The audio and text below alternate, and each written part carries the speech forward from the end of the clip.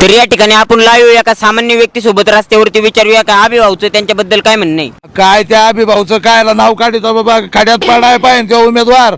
अरे काय काम आहे वैरे त्याचे, अख्खं गाव धुवून खाल्लं त्या कार्यकर्त्यांनी. काय त्याचं खरंय हा? या आता या डिझेल घेऊन आलो, काही रस्ता आहे वय हा? निम डिझेल तर इथंच गेलं, ट्रॅक्टरमध्ये जाऊन काय टाकायचं आता, अर्धा ड्रम तर इथंच झालं काय दळून दळून हा? असे तर काम त्या अभिभावचे, काय आता त्या अभिभावच्या नादी लागायचं.